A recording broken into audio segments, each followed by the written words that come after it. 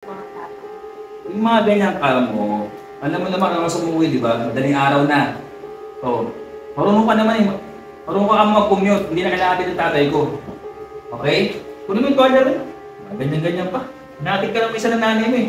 Tsaka malaki ka na. Sige na, kailangan natin ka mo. Sige na, kunin mo yung toilet ko para makagaya na. Sa galing school, hindi na kayo uniform ngayon. 1 year na ngayon yung ano, yung unang labas mo sa Cinemax. Yung panganay? Oo, 1 year na siya ngayon, sakto May 14. So, liga, dali. Kasi dami nagtatanong kung masama daw ba talaga ugali mong bata ka. So May 14 po, so ito yung pinaka day na sumama sa content namin si Amanda. And actually, andyan si Kuzma, di ba? Pero ang pinakaunang short film po talaga namin is yung dalawa lang kami ni Mrs. na istorya ng isang biker at babaeng lasing sa kalye. Pero magmula po nang pumasok sa amin si Amanda talaga, yun nga, unexpected na sobrang tagal ko na gustong gawin yung story na to. At hindi ko akalain talagang mag-reach ng ganyan karaming views. At the same time, marami nakarelate. Yan. Roll it po muna natin. Pa, Oh, pwede po ba ikaw po bukas yung maghatid po sa akin sa school? bakit? Ano? Marunong ko naman ah. Sabi po kasi ni teacher, dapat po lahat po ng papa ang maghatid po sa lahat po ng estudyante. May importante lang daw po sasabihin sa mga tao. Yung mga ganyang kala mo, alam mo naman ano sa umuwi, di ba? Madaling araw na. So, marunong ka naman eh. Marunong ka mag-commute, hindi na kailangan ng tatay ko. Okay? Kunin mo yung toilet rin. Ganyan-ganyan pa. Natin ka lang isa ng nanay mo eh. Tsaka malaki ka na. Sige na, kailangan natin ka mo. Sige na, kunin mo yung toilet ko para makagaya na. Wait! Oh, hindi na tulog to. Ano yung pwede sa kate? Oh. Hindi na patulog ko pa nga eh. Bakit yung sila pa? Uy, ba't nandiyan isa? Hindi pa yan sa kwarto. Ewan ko dyan. Pinapas ko na dyan pa rin. Ko alam dyan. Sit ka na. Ay na, yung nalagay ka. Sorry. Kiss mo na si Papa. Sit na. Papasukin mo na yun sa kwarto niya. Eh, nga po. Ba't mo nilibig? Pasok na. Dapat kanina ko piniga dyan. Gabihan ko yan kanina. O, ewan ko dyan.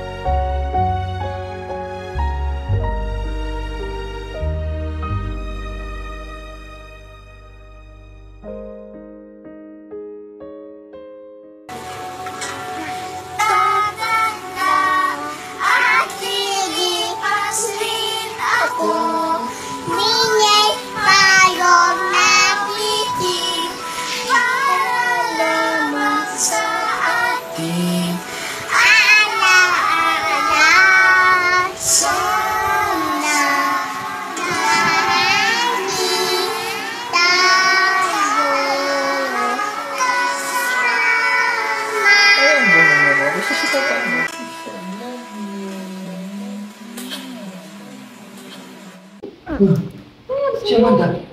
Ano? Si Amanda. Si Amanda? Di ba pinapagod sa kwarto niya?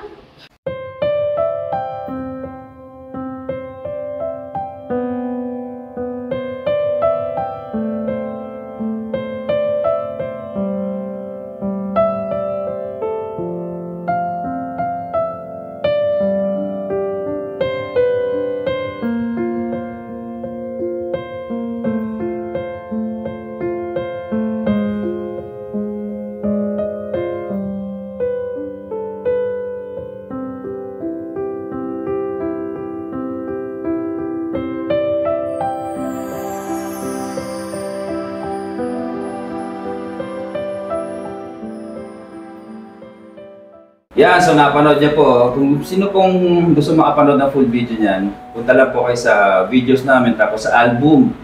So, Maps Soberano Cinemaps short film, yan po yung pinaka maraming views namin talaga na para sa akin ipagmamalaki ko kasi nga being isang content creator na kung ano pinagagawa rin dati talaga, nakaka-proud na pamilya ko po yung kasama ko at mismo mag-iina ko. At the same time, si Kuzma kahit 3 years old pa lang, may ambag na.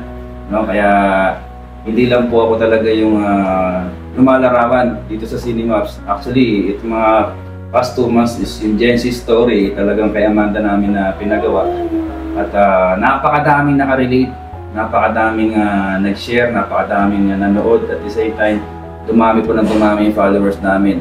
At the same time, yung mga nagtatanong ikaw, may namin tatanong ano ba talaga si Amanda sa tunay na buhay? Hindi, ano lang siya, estudyante, ganyan, simpleng estudyante, aral, tapos konting cellphone, ganon. Pero yung sa gawaing bahay, maalam talaga siya.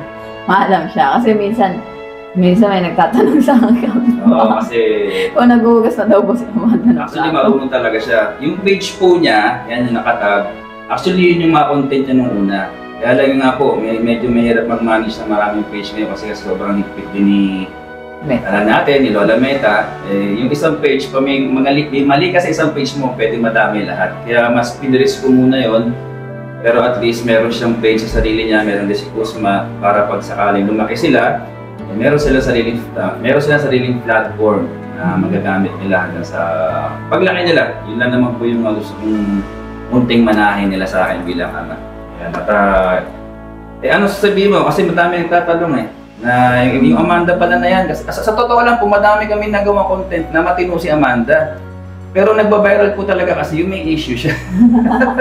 Kaya yung iba, natutuwa ako kasi ibig sabihin na inis sila, nadala talaga sila. So, ang isang short film po kasi o isang maiksing pelikula o even pelikula na napapanood natin, pag hindi tayo nadadala sa mga artista, ibig sabihin parang walang kwenta yung ginagawa namin. So, pag may nakakita ko naiinis, pag may nakikita ko talagang sapul sila na istorya, nakakataba po ng puso, pero hindi po namin layunin na magkagulo kayo ng mga anak nyo. No? So yun sa amin po is solution sa mga may batang anak na Gen Z. Yan. So ano ba talaga si Amanda? Ito, sa totoo sabihin ko sa inyo, si Amanda po, naglalaro lang lagi sa top 1 and 2. Yan, kada period. Kaya para sa akin naman talaga, totoo, real talk, bonus lang sa akin yun. Pero si Amanda talaga is maalam sa bahay, pero dahil nga yung nanay niya sobrang sipag, halos talagang hindi niya pag-away si Amanda. Pero pag talagang kailangan, si Amanda po talaga, hindi rin ako papayag na hindi siya kikilos. Dahil alam ni Amanda na ayaw ko ng anak na tamad, ayaw ko ng anak na mabagal, at ayaw ko ng anak na mayabang. Ayan. So magpasalamat ka kasi dumadami na nakakilala sa iyo ngayon. Ayun po, maraming salamat po sa inyo. Sana po supportahan niyo po kami hanggang sa mag-hit po kami ng 1 million na followers dito po sa Cinemaps. At maraming salamat po sa inyo. Kung wala po kayo, wala din po Cinemaps. Yun, talaga. Siyempre, abangan nyo rin to. Itong bugoy na to dahil napakaraming istorya nito. Dito, true to life po, ipapakita yung istorya ko mismo na pinagdaan sa buhay. Kaya maraming salamat po again sa mga sumusuporta sa amin. At sana, kahit mag-million followers pa kami, nandiyan pa rin po kayo. Sobrang maraming salamat po talaga. Kayo po ang nagtutulak sa aming pataas ngayon. Kaya sobrang maraming salamat. Final words? Ayun po, kayo yung isa sa mga dahilan kung bakit nandito kami ngayon. kung nasa na ngayon yung Cinemap, kayo yung isa sa mga dahilan. Kaya sobrang maraming salamat po sa inyo.